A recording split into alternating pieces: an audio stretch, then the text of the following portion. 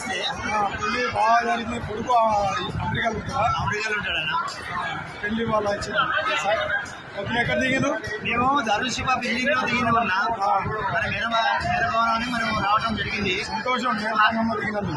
కాకపోతే ఏంటంటే మనకు మెయింటెనెన్స్ కింద 5,000 రూపాయలు తీసుకోవడం జరిగిందన్న. అయితే మెయింటెనెన్స్ ఎందుకు అని అంటే సంఘ భవనాన్ని డెవలప్ చేసుకోమని మెయింటెనెన్స్ కావాలని అడిగారు. ఎవరు తీసుకున్నారు? వారు మధు గారు తీసుకున్నారు. రాత్రి వచ్చిరా? మేము రాత్రి రాలేదన్నా. తెల్లగట్ల 6 గంటలకు వచ్చినామన్నా. ఫ్రెష్ అప్ అయినాం. అదే పొద్దున వచ్చి ఫ్రెష్ అప్ అవుతా అంటే 5,000 కట్టమంటారు. 5,000 కట్టమంటున్నానన్నా. ముందుగా నేను మాట్లాడినా కదా 5,000 రూపాయలు. ముందుగా నేను 5,000 రూపాయలని శ్రీకరణ గారు ప్రెసిడెంట్ గారికి చెప్పాను కదా. అదే 5,000 రూపాయలు వెళ్ళండి అన్న అంటే నేను ఆల్రెడీగా క్యాష్ ఇచ్చేసాను. రిసిప్ట్ ఇచ్చిందా? రిసిప్ట్ ఇవ్వలేదు. రిసిప్ట్ అడగలేదు. ఎందుకంటే మన సంఘ భవనం డెవలప్ అన్నారు కాబట్టి మనం రూపాయి కూడా అడగకుండా ఇచ్చేసాం. సంఘం అంటే మీరు వచ్చి ఖాళీ స్నానాలు చేసుకొని పోతున్నారు. దానికి మెయింటెనెన్స్ లెట్రిన్ బాత్రూమ్ అన్ని మంచిగా ఉన్నాయా? లెట్రిన్ బాత్రూమ్ మంచిగా లేవన్నా. మెయింటెనెన్స్ ఎట్లా తీసుకుంటారు? వాళ్ళు కూడా మంచిగా లేదు. మొగోళ్ళు అందరం బయటనే స్నానాలు చేసాం. ఇప్పుడు మధు కూడా సొంతంగా తీసుకున్నాడా? రిసిప్ట్ ఇవ్వలేదంటే ఆయన జేబులకే కదా? జేబులకే అన్నట్టే అన్నా. కానీ నువ్వు ఒక మైబాద్ నుండి వచ్చిన ఒక సంఘ నాయకుడివి, సంఘ పెద్ద మనిషివి, నీ దగ్గర పైసలు తీసుకోవడం తప్పులేదు, కానీ మెయింటెనెన్స్ లేదు. ఒక రూమ్ ఇవ్వలేదు. ఏమి ఇవ్వలేదు. అంటే రూమ్ అంతా ఓన్లీ లేడీస్ వరకు ఇచ్చారన్నా. వాళ్ళు బట్టలు మార్చుకోవడానికి రూమ్ ఇచ్చారన్న.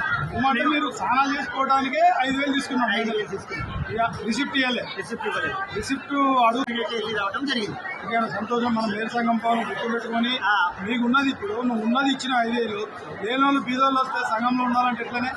అదే కదా. ఇప్పుడు ఇద్దరికి కూడా లేని విద్యార్థులకు హాస్టల్ ఇస్తారంటే కూడా నేను ఇద్దరు చెప్పడం జరిగింది. వాళ్ళకి అక్కడ స్పందించిన దాఖలు లేవు. మళ్ళీ అందులో పెట్టి వాళ్ళు అందులో చేర్చుకున్న దాఖలు కూడా లేవు. విద్యార్థుల దగ్గర కూడా 5,000 మెయింటెనెన్స్ తీసుకుంటే ఎవరు ఉంటారు? ఇప్పుడు బయట రూమ్లలో ఉంటే 3,000 తిండి పెట్టి, వీళ్ళు 5,000 తీసుకుంటే ఎవరు ఉంటారన్న రూమ్లలో? ఎవరు ఉన్నారు? అసలు భవనం అంతా శిథిలాస్థితికి వచ్చింది కదన్నా.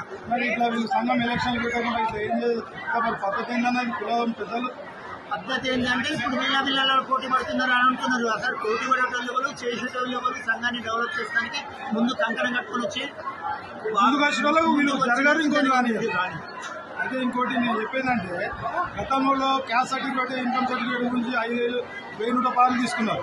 దాన్ని నేను వ్యతిరేకిస్తే మాధవ్ నువ్వేంటి అనవసరంగా వాళ్ళు వేయిస్తాడు, నువ్వు కాదంటున్నావు. అంటే తీరాల పెళ్లి తీసుకోవడానికి కూడా 1,100 తీసుకున్నారు. ఆ 1,100 కూడా చూసుకొని మంచి సంబంధాలు వీళ్ళు అమ్ముకున్నారు. మామూలు సంబంధాలు మాటగట్టి ఇది కూడా అన్యాయం. మేరు సంఘం భవనంలో ఇంత అన్యాయం జరిగినందుకు నేను చింతించు. ఇదే లేని బీద వారికి ఇటువంటి అన్యాయం జరగదు అనేది నా యొక్క కోరిక. ఓకే, ధన్యవాదాలు. నా పేరు నోమల సర్వేశ్వరరావు. నేను మైబాద్లో 16 సంవత్సరాలు జిల్లా సెక్రటరీ చేశాను. మేరు సంఘం నీకే ఇట్లా చేస్తాం. మరి బీదోళ్ళ పరిస్థితి ఏంటన్నా? బీదోళ్ళ పరిస్థితి దాని గురించి నీకున్నది కలిగింది దేవుడు. అవును, నాకు ఇష్టం. కానీ అలా నీ 5,000 దగ్గర మెయింటెనెన్స్ లేదు.